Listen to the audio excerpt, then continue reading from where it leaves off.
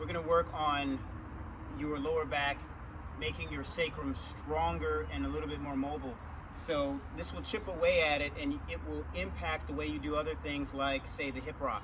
When you have a strong lower back, particularly on the sides, you will be able to manage your lower body movement a lot better and transfer more energy from the ground contact from your legs to your torso with whatever you happen to be doing.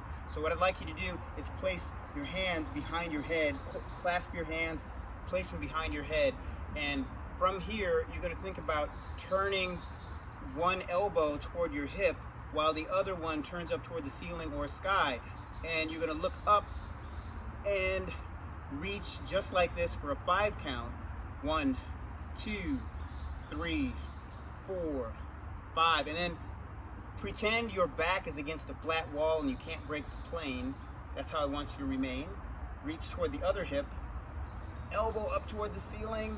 1, 2, 3, 4, 5, and then switch.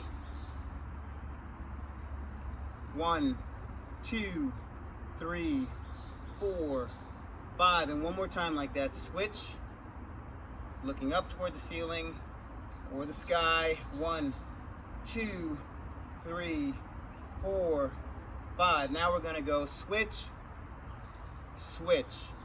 1, switch, switch, all the way over. 2, switch, switch.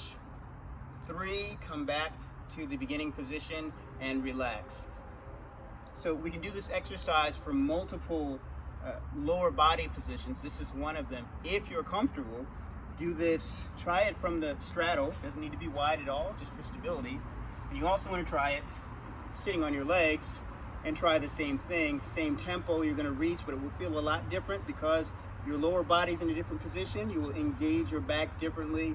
Count to 5, switch to the other side. 1, 2, 3, 4, 5, same thing, and do that 2 times. Now, 2 times on each side, and then go back and forth 3. Now, the third way I would suggest, if it's comfortable, is to put your legs in a spiral. Now, this back foot is important. I don't want you to hurt your knee, so if you can, you bring the foot in close to your seat and you stay on your instep.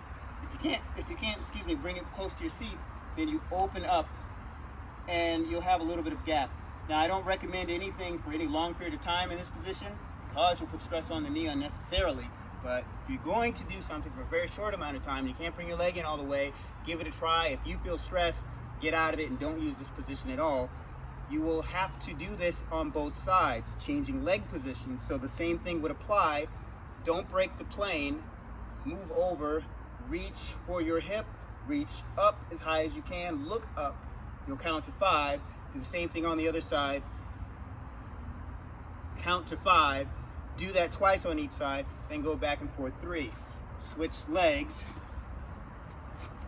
and then perform the exact same thing, twisting and counting, twisting and counting without breaking the plane, and then continue. And that will build a good portion of your lower back.